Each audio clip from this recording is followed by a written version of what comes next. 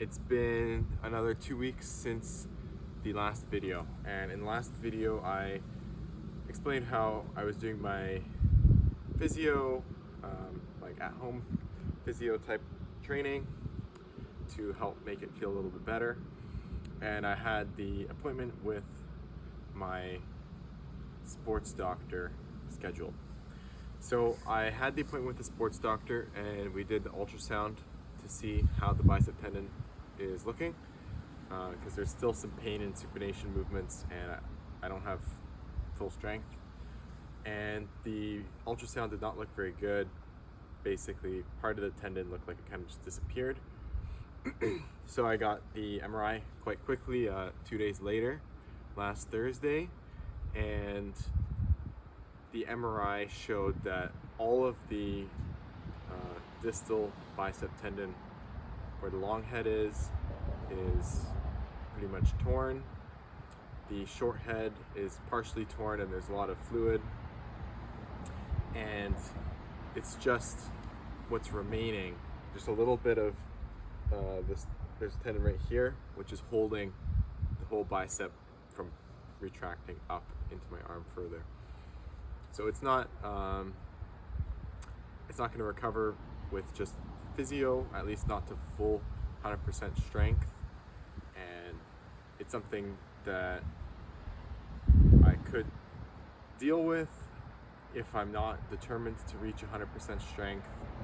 But because I want to reach 100% strength, I'm going to need to get a bicep tendon surgery. So they're going to cut my forearm, they're going to pull the bicep tendon and drill a little hole into the radius or radial tuberosity area of the bone, put the tendon in there, and then put a little screw to hold it in until it heals. And then the screw kind of, it could be a permanent screw or it could be a dissolving screw, but regardless, the tendon will be reattached and I will make a full recovery. So I saw 2 different surgeons and both of them had the same opinion in terms of the recovery for full strength. And they would both use the same technique. So I just chose the surgeon which I was able to get the surgery sooner. It's already been a little longer than what would be ideal after the injury, because I didn't know the injury was as severe, and because I wasn't able to get an appointment with my sports doctor as soon as would have been nice. I only got it just over 3 weeks after the injury.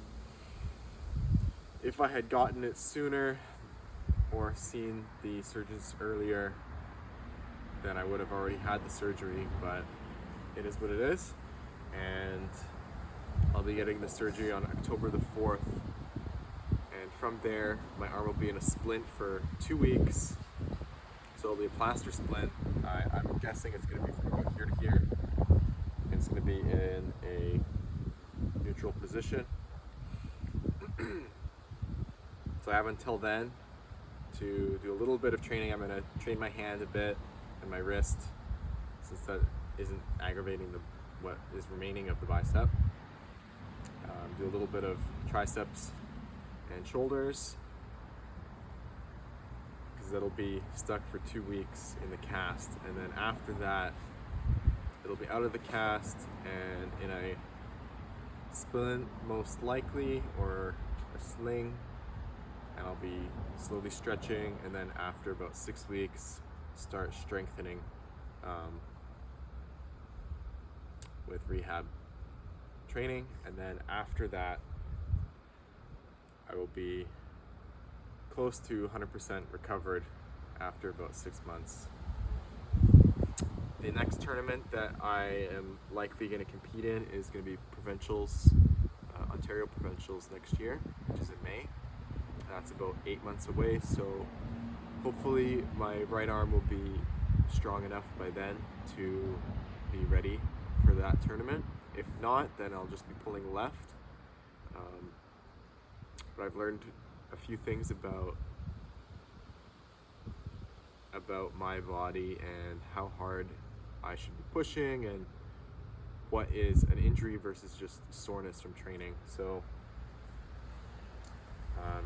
leading up to that Battle of the Bunker tournament, I did have a bit of soreness in this area, and a little bit of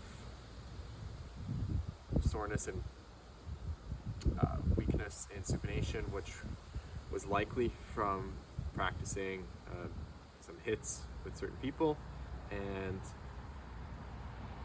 getting opened up and training too often.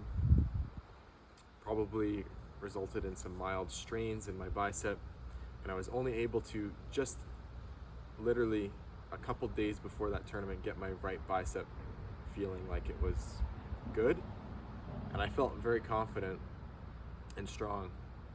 But even the last training session before, I didn't do any full range of motion training, which normally I would, and I only did partials because I felt like if I went fully open, it was a little bit painful, and that should have been a warning sign for me to take it a little bit more easy before that tournament.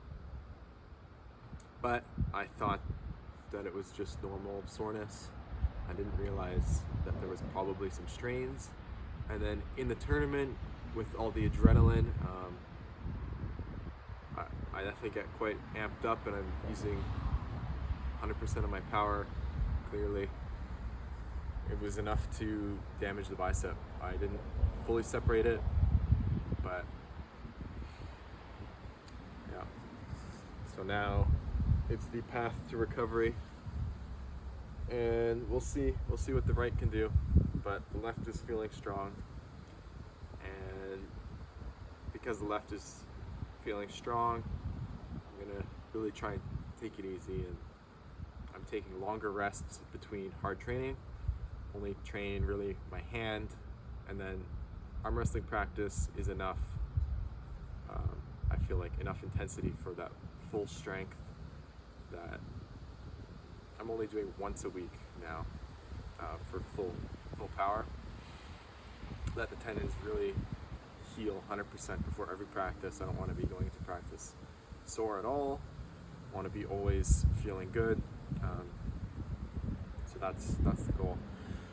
So I won't be competing at Armtoberfest in Waterloo because I'll be wearing a cast on my right arm. I would have liked to have competed on the left, but because of the injury, I can't. So I will be there at Armtoberfest, and I have the 2 knives which I'm making, and those will be awards at Armtoberfest. I'm not sure who is going to win these awards or what the exact deal is, but the event is organized by Jake, and that's going to be in Waterloo at, I think it might be the Prohibition Warehouse, and it's a nice bar in downtown Waterloo. Really good event. There's novice categories, pro categories, wide range of weight classes, so it's a lot of fun. And even if you don't want to compete, it's just a good time to hang out there and watch. I'll definitely be there, and then I'll be taking a break from competing. I'll just be rehab for this arm. The left, I'll continue practicing once a week or so. Yep. And onwards and upwards. If you've made it to the end of my video, I'd really appreciate it if you gave the video a like to boost the algorithm, and then subscribe to my channel. I'm really hoping to get to 1,000 followers, and I'll be continuing to make more content and hopefully better videos over time. Thank you.